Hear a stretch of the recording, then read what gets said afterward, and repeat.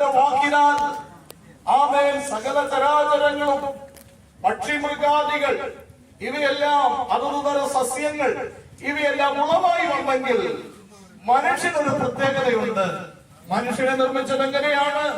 യഹോവയായ ദൈവം നിലത്തെ പൊടി കൊണ്ട് മനുഷ്യനെ നിർമ്മിച്ചിട്ട് അവന്റെ മൂക്കിൽ ജീവശ്വാസം ഊതി അവൻ ജീവനുള്ള ദേഹിയായി തീർന്നു. സ്തോത്രം.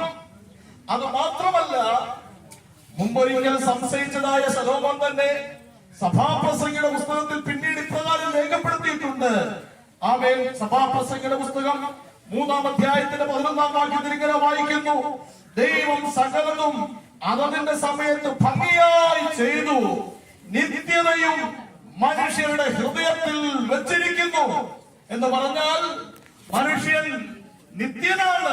അവനൊരു ആരംഭമുണ്ട്, പക്ഷേ അവന് പിന്നീട് അവൻ നിത്യതയ്ക്കായി നിയോഗിക്കപ്പെട്ടവനാണ് എന്ന് തിരുവെഴുത്തിനെ പഠിപ്പിക്കുകയാണ്.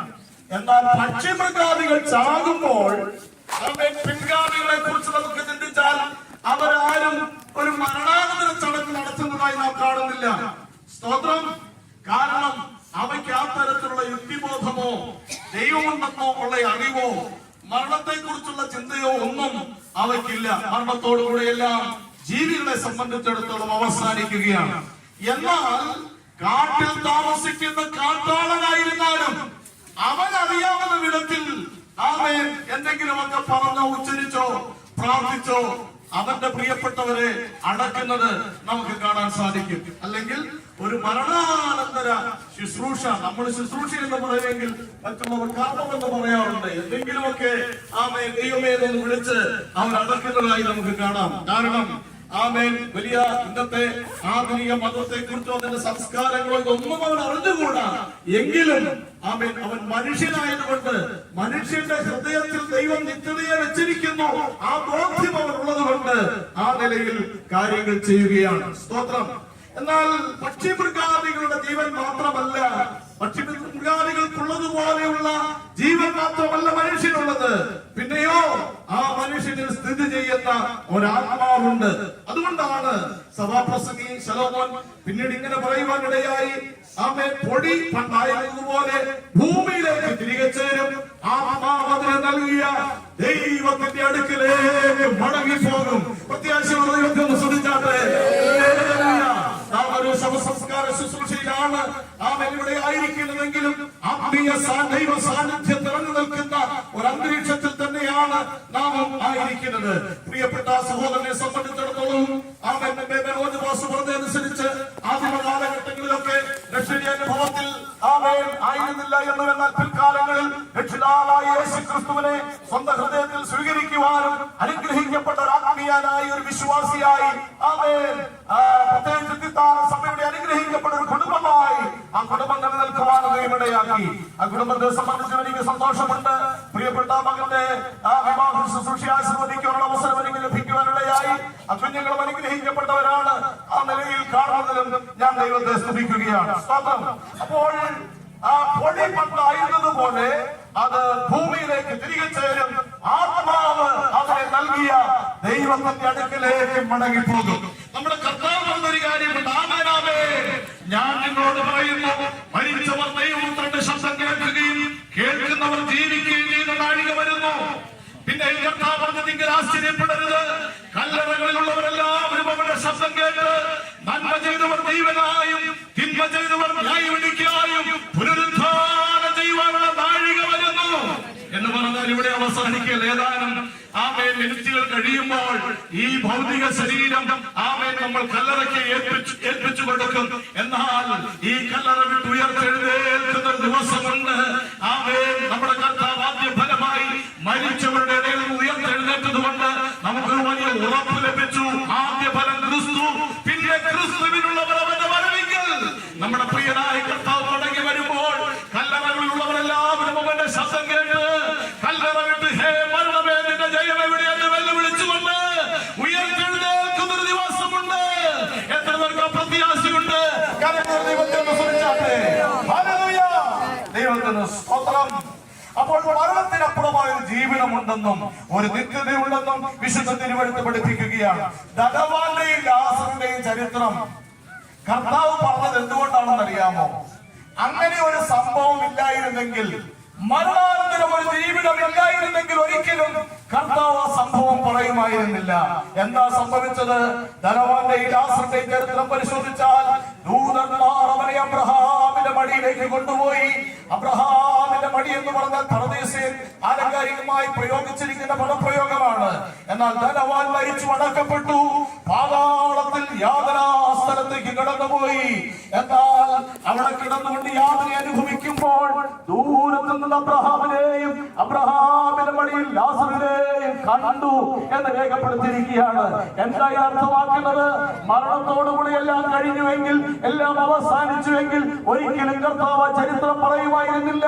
അതുകൊണ്ട് എന്നെ ശ്രദ്ധിക്കുന്ന പ്രിയരെ, മരണത്തോടുകൂടി എല്ലാം അവസാനിക്കുകയല്ല, മരണത്തിനപ്പുറമായൊരു ജീവിതമുണ്ട് എന്ന് വിശുദ്ധ തിരുവെടുത്ത് പഠിപ്പിക്കുകയാണ്. ആമേൻ. മത്തായി സുവിശേഷം 8-ാം അധ്യായത്തിന്റെ 11-ാം വാക്യത്തിലേക്ക് വരുമ്പോൾ, ആമേൻ, കിഴക്ക് നിന്നും പടിഞ്ഞാറ് നിന്നും അനേകർ കടന്നു വന്ന്, കിഴക്കിൽ നിന്നും പടിഞ്ഞാറ് നിന്നും അനേകർ വന്ന് അബ്രഹാമിനോടും ഇസാക്കിനോടും യാക്കോബിനോടും കൂടെ സ്വർഗരാജ്യത്തിൽ പന്തിക്കിരിക്കും എന്ന് പറഞ്ഞിട്ടുണ്ട്. വിശുദ്ധ വേദപുസ്തകത്തിൽ ആമേൻ വായിക്കുന്നതൊക്കെ അതൊരു കെട്ടുകഥകളല്ല കേട്ടോ.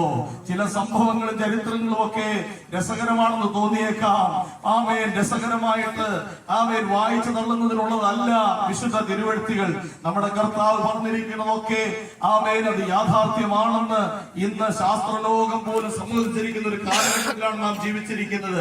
അതുകൊണ്ട് ഞാൻ പറഞ്ഞു വരുന്നത്, മരണത്തോടുകൂടെയെല്ലാം അവസാനിക്കുകയല്ല, ഇതിവിടെ ഒരു അവസാനമല്ല. മരണത്തിനപ്പുറമായ ഒരു ജീവിതമുണ്ട്, ഒരു പുനരുത്ഥാനമുണ്ടെന്ന് തിരുവെഴുത്ത് പഠിപ്പിക്കുകയാണ്. മത്തായി സുവിശേഷം 20-ാം അധ്യായത്തിന്റെ 22-ാം അധ്യായത്തിന്റെ 30-ാം വാക്യത്തിൽ നാം ഇങ്ങനെ വായിക്കുന്നു, പുനരുത്ഥാനത്തിൽ അവർ വിവാഹം കഴിക്കുന്നില്ല, വിവാഹത്തിന് കൊടുക്കുന്നതുമില്ല എന്ന് ആമേൻ വായിക്കുന്നത് നമുക്ക് കാണുവാനായിട്ട് സാധിക്കും. എന്ന് പറഞ്ഞാൽ അവരെല്ലാം സ്വർഗത്തിലെ ദൂതന്മാരെ പോലെയാകുന്നു എന്ന് പറഞ്ഞിരിക്കുന്നു. നമ്മുടെ കർത്താവ്, ഞാൻ ചോദിക്കട്ടെ, ഒരു രസത്തിന് പറഞ്ഞതാണോ ഇതൊക്കെ? അല്ല. നമ്മുടെ കർത്താവ് ആമേൻ പറഞ്ഞതൊക്കെ യാഥാർത്ഥ്യമാണെങ്കിൽ, പ്രിയമുള്ളവരെ, സ്വർഗീയ ദൂതന്മാരെ പോലെയുള്ള ആമേൻ തേജസ്കരണ ശരീരം പ്രാപിച്ച് നാം നമ്മുടെ കർത്താവിനോട് കൂടെ ആയിരിക്കുന്ന പദവിയിലേക്കാണ് കടന്നു പോകുന്നത്. അതുകൊണ്ടാണ് അപ്പോസ്തലനായിരിക്കുന്ന പൗലോസ് പറഞ്ഞത്, വിട്ടുപിരിഞ്ഞ് ക്രിസ്തുവിനോടുകൂടെ ആയിരിക്കുന്നത് അത് അത്യുത്തമമെന്നാണ് ഫിലിപ്പിയ ലേഖനം 1-ാം അധ്യായത്തിന്റെ 23-ാമത്തെ വാക്യത്തിൽ നാം വായിക്കുന്നത്. അത് താൻ കാക്ഷിക്കുന്നുവെന്ന്, ആഗ്രഹിക്കുന്നുവെന്ന് അപ്പോസ്തലൻ പറയുവാനിടയായി തീർന്നു. ഒരു ഭക്തനെ സംബന്ധിച്ചിടത്തോളം വിട്ടുപിരിഞ്ഞ് ക്രിസ്തുവിനോട് കൂടെ ആയിരിക്കുക എന്നുള്ളത് ഏറ്റവും ആമേൻ സന്തോഷകരമായിരിക്കുന്ന ഒരു കാര്യമാണ്. ആമേൻ. കർത്താവ് ഒരിക്കൽ പറഞ്ഞു, ആ കള്ളൻ അല്ലെ അനുഭവിച്ച മാനസാന്തരപ്പെട്ട അദ്ദേഹത്തോട് പറഞ്ഞൊരു കാര്യമുണ്ട്, നീ ഇന്ന് എന്നോട് കൂടെ പർദീസയിൽ ഇരിക്കും എന്ന് പറഞ്ഞു. മരണത്തോടുകൂടെ അത് അവസാനിക്കുമായിരുന്നെങ്കിൽ ഒരിക്കലും കർത്താവ് അങ്ങനെ പറയുമായിരുന്നില്ല. മറ്റൊരിക്കൽ ശിഷ്യന്മാരോട് കർത്താവ് പറഞ്ഞൊരു കാര്യമുണ്ട്, നിങ്ങളുടെ ഹൃദയം കലങ്ങിപ്പോകരുത്, ദൈവത്തിൽ വിശ്വസിപ്പിൻ, എന്നിലും വിശ്വസിപ്പിൻ. എന്റെ പിതാവിന്റെ ഭവനത്തിൽ അനേകം വാസസ്ഥലങ്ങളുണ്ട്, ഇല്ലെങ്കിൽ ഞാൻ നിങ്ങളോട് പറയുമായിരുന്നു, ഞാൻ നിങ്ങൾക്ക് സ്ഥലം ഒരുക്കുവാൻ പോകുന്നു. ഞാൻ പോയി നിങ്ങൾക്ക് സ്ഥലം ഒരുക്കിയാൽ ഞാൻ ഇരിക്കുന്നിടത്ത് നിങ്ങളെയും ഇരുത്തേണ്ടതിന് പിന്നെയും വന്ന് നിങ്ങളെ എന്റെ അടുക്കൽ ചേർത്തുകൊള്ളും. അപ്പോൾ അതൊക്കെ വെറുതെ കർത്താവ് ഒരു ഭംഗിവാക്ക് പറഞ്ഞതല്ല കേട്ടോ. മരണത്തോടുകൂടി എല്ലാം അവസാനിക്കുമായിരുന്നെങ്കിൽ കർത്താവ് അങ്ങനെ ഒരു പ്രോമിസ് നൽകുമായിരുന്നില്ല. മാത്രമല്ല, നമ്മുടെ കർത്താവ് തിരുവെഴുത്തിൽ നാം വായിക്കുന്നല്ലോ, അപ്പോസ്തലനായിരിക്കുന്ന പൗലോസ് തെസ്സലോനിക്ക ലേഖനത്തിലുള്ള വാക്യം നമുക്ക് മനഃപ്പാഠമായിട്ട് അറിയാം. കർത്താവ് താൻ ഗംഭീര നാദത്തോടും പ്രധാന ദൂതന്റെ ശബ്ദത്തോടും ദൈവത്തിന്റെ കാഹളത്തോടും കൂടെ സ്വർഗ്ഗത്തിൽ നിറങ്ങി വരികയും ക്രിസ്തുവിൽ മരിച്ചവർ മുമ്പ് എഴുന്നേൽക്കുകയും പിന്നെ ജീവനോടെ ശേഷിക്കുന്നവരായ നാം അവരോട് ഒരുമിച്ച് ആകാശത്തിൽ കർത്താവ് മേഘങ്ങളിൽ എടുത്തുകൊള്ളപ്പെടുകയും ചെയ്യും. ആമേൻ. ഇങ്ങനെ നാം എപ്പോഴും എന്ത് ചെയ്യും? കർത്താവിനോട് കൂടെ ആയിരിക്കും. ഇതിനേക്കാൾ വലിയ സന്തോഷം, ഇതിനേക്കാൾ വലിയ പ്രത്യാശ എന്താണുള്ളത്? ഇതുവരെ നാം പാടി ആരാധിച്ച് മഹത്വപ്പെടുത്തിയ ആമേൻ നമ്മുടെ പ്രിയപ്പെട്ട നമ്മുടെ ബഹുമാന്യനായ ആമേൻ ആദരണീയനായ, യഥാർത്ഥത്തിൽ ആദരണീയൻ നമ്മുടെ കർത്താവ് മാത്രമാണ്. ആമേൻ. ആമേൻ ആ കർത്താവിനോട് ചേർന്ന് വസിക്കുവാൻ ലഭിക്കുന്ന ഭാഗ്യമലവി എത്ര വലുതാണെന്നറിയാമോ? കിഴക്കിൽ നിന്നും പടിഞ്ഞാറ് നിന്നും അനേകർ വന്ന് ആമേൻ അബ്രഹാമിനോടും ഇസ്ഹാക്കിനോടും യാക്കോബിനോടും പഴയ നിയമഭക്തന്മാർ ഉൾപ്പെടെ അടങ്ങുന്ന ഒരു വലിയ സമൂഹത്തോട് ചേർന്ന് ദൈവത്തെ മഹത്വപ്പെടുത്തുവാൻ താൻ ഇരിക്കുന്ന ഇടത്തിരിക്കുന്ന ആ സ്വർഗീയ സൗഭാഗ്യങ്ങളെ കുറിച്ച് എത്ര പേർക്ക് ചിന്തിക്കുവാൻ കഴിഞ്ഞിട്ടുണ്ട്? ഇന്ന് മുതൽക്കാലം പ്രത്യാശയില്ലാത്തവരായി ആരെങ്കിലും എന്റെ വചനം ശ്രദ്ധിക്കുന്നെങ്കിൽ ഒരു തീരുമാനത്തോടെ നമ്മുടെ പ്രിയപ്പെട്ട സഹോദരന്റെ വേർപാടിന്റെ ആ ദുഃഖത്തിലായിരിക്കുന്ന സമയത്തും ആ പ്രത്യാശ പുതുക്കിക്കൊണ്ട് കടന്നു പോകുവാൻ ഇടയായെങ്കിൽ അത് നമുക്ക് ഏറ്റവും അനുഗ്രഹിക്കപ്പെട്ടത് തന്നെയാണ്. ഇനി ചില തിരുവഴുത്തുകൾ കൂടെ വേഗത്തിൽ പറഞ്ഞു പോകട്ടെ. ആമേൻ. യൂദായുടെ ലേഖനം 14-15 വാക്യങ്ങൾ വായിക്കുമ്പോൾ കാണാം. ചുരുക്കി പറയാം, ഇതാ കർത്താവ് വരുന്നു, എല്ലാവരെയും വിധിപ്പാനും 1000 വിശുദ്ധന്മാരോടുകൂടെ വന്നിരിക്കുന്നു. അതുകൊണ്ട് ഇഹലോകത്തിൽ ജീവിച്ചിരിക്കുമ്പോൾ ആമേൻ ശരീരത്തിൽ വസിക്കുമ്പോൾ നന്മ ചെയ്തുകൊണ്ട് ആമേൻ മാനസാന്തരപ്പെട്ട് സ്നാനപ്പെട്ട് പരിശുദ്ധാത്മ നിറവ് പ്രാപിച്ച് ആത്മീയ അനുഭവത്തിൽ ജീവിക്കുന്നുവെങ്കിൽ അതിനൊരു പ്രതിഫലമുണ്ട്.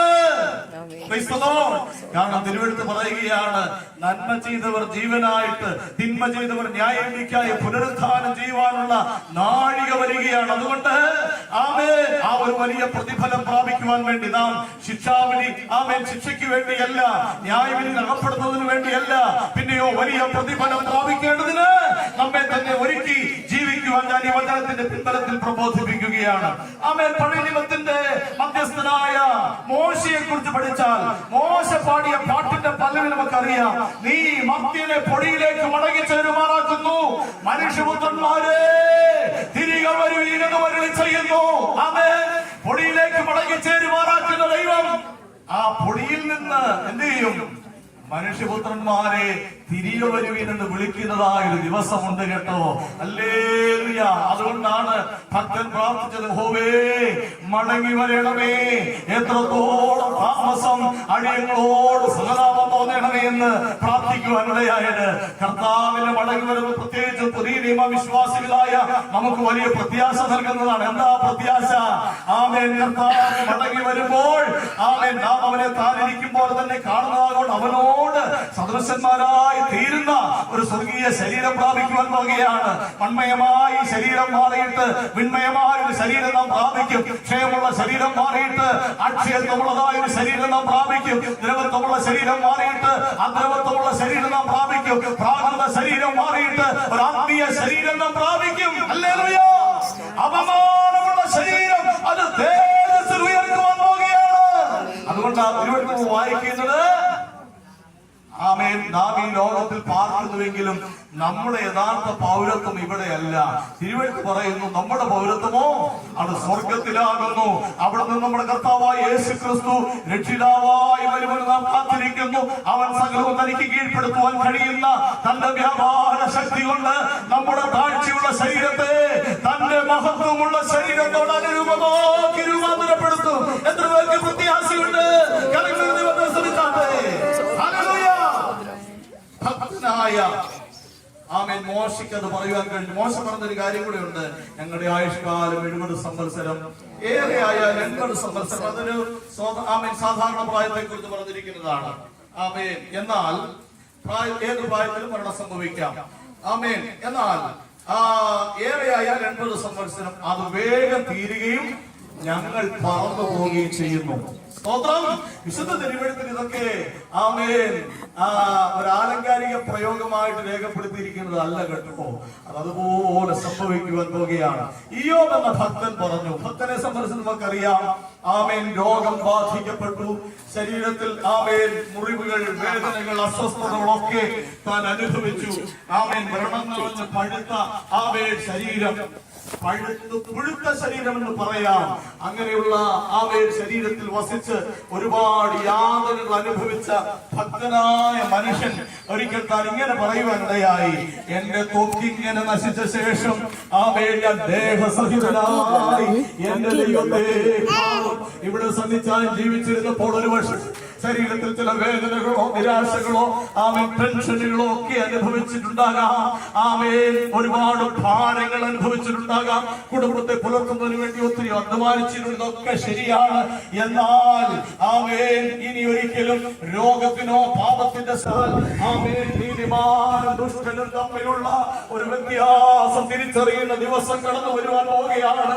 ഇവിടെ ഓടിയതും അധ്വാനിച്ചതും ഒന്നും വൃഥാവല്ല.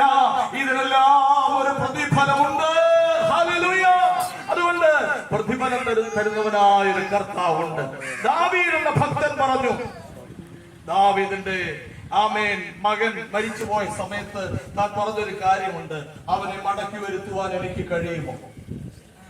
കഴിയുകയില്ല. പിന്നെ ഒന്ന് ചെയ്യാനായിട്ട് പറ്റും, ഞാൻ അവന്റെ അടുക്കിലേക്ക് പോവുകയല്ലാതെ എനിക്ക് അവനെ എപ്പോൾ ഈ ഭൂമിയിലേക്ക് ഇപ്പോൾ ഒന്നും മടക്കി വരുത്താൻ ഒക്കത്തില്ല. പക്ഷേ ഒരു കാര്യമുണ്ട്, എനിക്ക് അവന്റെ അടുക്കിലേക്ക് പോകാം. എന്താണ് അർത്ഥമാക്കുന്നത്? മരണാനന്തരം ഒരു ജീവിതമുണ്ട് എന്ന് ഭക്തൻ വിശ്വസിച്ചു. വിശ്വാസവീരന്മാരുടെ അനുഭവത്തിലേക്ക് വന്നാൽ അധ്യായത്തിൽ അനേക വിശുദ്ധന്മാരുടെ ചരിത്രങ്ങൾ രേഖപ്പെടുത്തിയിട്ടുണ്ട്. ഇവരെല്ലാവരും വിശ്വാസത്താൽ വാഗ്ദത്തം നിവൃത്തി പ്രാപിച്ചു. അവർ മനസ്സിലാക്കിയിരുന്ന ഒരു യാഥാർത്ഥ്യമുണ്ട്, കൂടാരങ്ങളിൽ പാർക്കുമ്പോഴും ദൈവം താൻ ശില്പിയായി നിർമ്മിച്ചതും അടിസ്ഥാനങ്ങളുള്ളതുമായ ഒരു നഗരത്തിനു വേണ്ടി അവർ കാത്തിരുന്നു. അവർക്കായി ഏറ്റവും നല്ലതൊന്ന് മുന്നൊരുക്കിയിരുന്നു. അതാർക്കും അപഹരിക്കുവാൻ കഴിയാത്ത സ്വർഗീയ സന്തോഷമായിരുന്നെങ്കിൽ ഇളകിപ്പോകാത്ത ഇഹലോകത്തിലുള്ളതെല്ലാം ഇളകിപ്പോകുന്നതാണല്ലേ. എന്നാൽ ഇളകാത്ത രാജ്യം നാം പ്രാപിക്കുവാൻ പോകുന്നത് കൊണ്ട് നന്ദിയുള്ളവരായി ഭയത്തോടും ഭക്തിയോടും കൂടെ സേവ ചെയ്യുക. നമ്മുടെ ദൈവം ദഹിപ്പിക്കുന്ന അഗ്നിയല്ലോ എന്ന് തിരുവെഴുത്ത് പഠിപ്പിക്കുകയാണ്. പൗലോസ് പറഞ്ഞു, ആദാമിൽ എല്ലാവരും മരിക്കുന്നത് പോലെ ക്രിസ്തുവിലെല്ലാവരും ജീവിപ്പിക്കപ്പെടും. അതുകൊണ്ട് വിട്ടുപിരിഞ്ഞ് ക്രിസ്തുവിനോട് കൂടെ ആയിരിക്കുന്നത് അത്യുത്തമമാണെന്ന് അപ്പോസ്തലൻ രേഖപ്പെടുത്തുവാനിടയായി തീർന്നു. പഴയ ഭക്തന്മാരെ കുറിച്ച് പഠിച്ചാൽ ഏറ്റവും നല്ല ഉയർത്തെഴുന്നേൽപ്പ് ലഭിക്കേണ്ടതിന് ഉദ്ധാരണം കൈക്കൊള്ളാതെ അവർ ഭേദ്യമേൽക്കുവാനിടയായി. ജടയാടുകളുടെയും കോലാടുകളുടെയും തോൽ ധരിക്കുവാനിടയായി. എന്തുകൊണ്ടാണ്? അപ്പോസ്തല പിതാക്കന്മാരും പഴയ നിയമ വിശുദ്ധന്മാരായിരുന്നാലും പുതിയ നിയമ ഭക്തന്മാരായിരുന്നാലും ഈ വിശ്വാസത്തിന് വേണ്ടി ഉറച്ചു നിന്നറിയാമോ? അവർക്കൊന്നറിയാം, ഏറ്റവും നല്ല ഒരു പുനരുദ്ധാനം തങ്ങൾക്ക് ലഭിക്കാൻ പോകുകയാണ്. ജടയാടുകളുടെയും കോലാടുകളുടെയും തോൽ ധരിച്ചു എന്ന് രേഖപ്പെടുത്തിയിരിക്കുന്നു. അതെന്താ ഇത്ര കഷ്ടമെന്ന് ചിലപ്പോൾ ചിന്തിച്ചേക്കാൻ തരുന്നെങ്കിലും, ജടയാടുകളുടെയും കോലാടുകളുടെയും തോൽ ധരിച്ചു എന്ന് പറഞ്ഞാൽ ക്രിസ്തു വിശ്വാസത്തിന് വേണ്ടി നിലനിന്നു എന്ന കാരണത്താൽ അനേകർ പീഡിപ്പിച്ചു കൊല്ലപ്പെടുമ്പോൾ പീഡിപ്പിച്ചു കൊല്ലുന്നതിന് പുതിയ പുതിയ മാർഗങ്ങൾ അവലംബിച്ച സമയങ്ങളുണ്ടായിരുന്നു. വലിയ പോസ്റ്റുകളിൽ തൂണുകളിൽ ബന്ധിച്ചതിന് ശേഷം ജീവനോടെ കെട്ടിയിട്ടതിന് ശേഷം താറൊഴിച്ചിട്ട് തീ കൊളുത്തി തീ പന്തങ്ങളായി എരിഞ്ഞൊടുങ്ങിയ ഭക്തന്മാർ അനേകരുണ്ട്. പക്ഷെ അവരാരും വിശ്വാസം തള്ളിക്കളഞ്ഞില്ല. കല്ലേറേറ്റു, ഈർച്ചവാളുകളാൽ അറുക്കപ്പെട്ടു. ഈർച്ചവാളാൽ അറുക്കപ്പെട്ടു എന്ന് പറഞ്ഞാൽ പണ്ട് തടി അറുക്കുന്നത് കണ്ടിട്ടുണ്ടായിരിക്കുമല്ലോ. മനുഷ്യനെ തടിയോട് ചേർത്ത് ബന്ധിച്ചതിന് ശേഷം അറുത്തുമുറിച്ച് തടി അറുത്തുമുറിച്ച് വരുന്ന കൂട്ടത്തിൽ ജീവനുള്ള മനുഷ്യ ശരീരവും അറുത്തുമാറുകയാണ്. അസഹനീയമായ വേദന സഹിക്കുമ്പോഴെങ്കിലും ഈ വിശ്വാസം തള്ളിക്കളയുമെന്നാ പലരും വിചാരിച്ചത്. പക്ഷേ ക്രിസ്തു വിശ്വാസത്തിന് വേണ്ടി മരണാനന്തര ജീവിതമുണ്ടെന്നുള്ള വിശ്വാസം ഉൾക്കൊണ്ടതായ ഓരൊറ്റ ഭക്തനും യേശുവിനെ തള്ളിക്കളയുവാൻ തയ്യാറായില്ല. അവർ വിശ്വാസ ജീവിതം മുറുകെ പിടിച്ചല്ല കാര്യം. അവർക്കൊരു കാര്യം അറിയാം, ഞങ്ങളിൽ വെളിപ്പെടുവാനുള്ള തേജസ്സുണ്ട്. ഞങ്ങളിൽ വെളിപ്പെടുവാനുള്ള തേജസ് വിചാരിച്ചാൽ ഈ കാലത്തിലെ കഷ്ടങ്ങൾ സാരമില്ല എന്നെണ്ണുകയാണ്. പ്രത്യാശിച്ചുകൊണ്ടിരുന്നാട്ടെ എന്റെ മക്കൾ അവസാനിപ്പിക്കാൻ വകയാണ്. കൃത്യസമയത്ത് നമ്മൾ ഭൗതിക ശരീരം കൊടുത്തെടുക്കും. എന്നാൽ 1-2 മിനിറ്റ് വളരെ ശ്രദ്ധയോടുകൂടെ നിങ്ങളായിരിക്കണം. ജടയാടുകളുടെയും കോലാടുകളുടെയും തോൽ ധരിച്ചു എന്ന് പറഞ്ഞാൽ ആമേൻ ക്രിസ്തു വിശ്വാസം തള്ളിക്കളയാതെ ആമേൻ എന്നെ ആളുകളെ പീഡിപ്പിച്ചു കൊന്ന ഒരു മാർഗം അതായിരുന്നു. ഈ ആമേൻ തോൽ ആമേൻ ചുറ്റി വരിഞ്ഞ് കെട്ടിയതിനു ശേഷമായിട്ട് ആമേൻ വിജനമായ മരുപ്രദേശങ്ങളിലേക്ക് കൊണ്ടുപോയി തള്ളും. ആമേൻ ദാഹിച്ച് വരണ്ട് ആമേൻ ആരോരിച്ച് ആമേൻ വെള്ളം കൊടുക്കുവാനില്ല. ചില ദിവസങ്ങൾ കഴിയുമ്പോൾ ഈ തൊകല് പുഴുത്ത് ആമേൻ അതിൽ നിന്ന് പുഴുക്കൾ പുറത്തേക്ക് വരും. ഈ പുഴുക്കൾ മനുഷ്യന്റെ നാസാരന്ധ്രങ്ങളിലൂടെയും വായിലൂടെയും ഒക്കെ ആമേൻ ഞൊളഞ്ഞു കയറും. അർദ്ധപ്രാണാവസ്ഥയിലായിരിക്കുന്ന മനുഷ്യൻ ബന്ധിച്ചിട്ടിരിക്കുന്നത് കൊണ്ടൊന്ന് പിടയ്ക്കാൻ പോലും സ്വാതന്ത്ര്യമില്ലാതെ ഈ കഷ്ടനഷ്ടങ്ങൾ അനുഭവിക്കുവാനിടയായി. എന്താ കാര്യമെന്നറിയാമോ? അവർക്കൊന്ന് പറയാറുണ്ട്, ഈ മരണം കൊണ്ട് അവസാനിക്കുന്നതല്ല എന്റെ ജീവിതം, ഈ മരണത്തിനപ്പുറമായ ഒരു ജീവിതമുണ്ട്. ഹല്ലേലൂയ, ആമേൻ. പിന്നെ മറ്റൊരു വ്യാഖ്യാനമുള്ളത്, ഈ തോൽ കൊണ്ട് ബന്ധിച്ച് ആമേൻ വിജനതയിലേക്ക് തള്ളുന്നതായ ആമേൻ ഈ ശരീരം ചില ദിവസങ്ങൾ കഴിയുമ്പോൾ മൃതപ്രായ അവസ്ഥയിലെത്തും. ആമേൻ ഈ ആമേൻ കഴുകൻ കൂട്ടങ്ങൾ പറന്നു വരുന്ന കഴുകന്മാര് ആമേൻ ഈ തൊകൽ കൊത്തിപ്പൊളിച്ച് വരുമ്പോൾ അതിനുള്ളിൽ ജീവക്ഷമമായിരിക്കുന്ന ആമേൻ ശരീരം കാണും. ആ ശരീരം കൊത്തിപ്പൊളിച്ച് തിന്ന് അവശേഷിക്കും. ചുരുക്കി പറഞ്ഞാൽ ആമേൻ എത്രമാത്രം വേദനയും പീഡനങ്ങളും നിരാശകളും ആമേൻ ആദിമ പിതാക്കന്മാർ അനുഭവിച്ചിട്ടുണ്ടെന്നറിയാമോ? പക്ഷെ അവരോട് നമുക്കൊരു ചോദ്യം ചോദിക്കാം, എന്തുകൊണ്ടാണ് നിങ്ങൾ ഈ കഷ്ടങ്ങളൊക്കെ സഹിച്ചു വിശ്വാസത്തിന് വേണ്ടി നിന്നതെന്ന് ചോദിച്ചാൽ അവർക്ക് നമ്മോട് പറയുവാൻ ഒരു സന്ദേശമുണ്ട്. അത് ഞാൻ പറഞ്ഞല്ലോ, ഈ ആമേൻ ഇവിടെ കൊണ്ട് അവസാനിക്കുന്നതല്ല, മരണത്തിനപ്പുറമായ ഒരു ജീവിതമുണ്ട്. അതുകൊണ്ട് ഞാൻ നമ്മിൽ വെളിപ്പെടുവാൻ ഒരു തേജസ്സുണ്ട്. ആ തേജസ് വിചാരിച്ചാൽ ഈ കാലത്തിലെ കഷ്ടങ്ങൾ സാരമില്ല എന്ന് നമ്മൾ എണ്ണുകയാണ്. ആകയാൽ ആ ഏറിയ പ്രത്യാശയോടുകൂടെ ഈ ഭൗതിക ശരീരം നാം സംസ്കരിക്കുവാൻ പോകുകയാണ്. ഇവിടെ ഇതൊരു അവസാനമല്ല, ഇത് ഉയർത്തെഴുന്നേൽക്കുന്ന ഒരു ദിവസമുണ്ട്, ഒരു പുനരുത്ഥാനം പ്രാപിക്കുന്ന ദിവസമുണ്ട്. ആ ദിവസത്തെ പ്രത്യാശയുടെ കണ്ണുകളാൽ കണ്ടുകൊണ്ട് ആമേൻ നമ്മുടെ പ്രിയപ്പെട്ട ആമേൻ ബ്രദറിന്റെ ഭൗതിക ശരീരം സംസ്കരിക്കുന്നതിന് തയ്യാറാകാം. നമുക്ക് എല്ലാവരും ദിവസം എഴുന്നേറ്റ് നിൽക്കാം.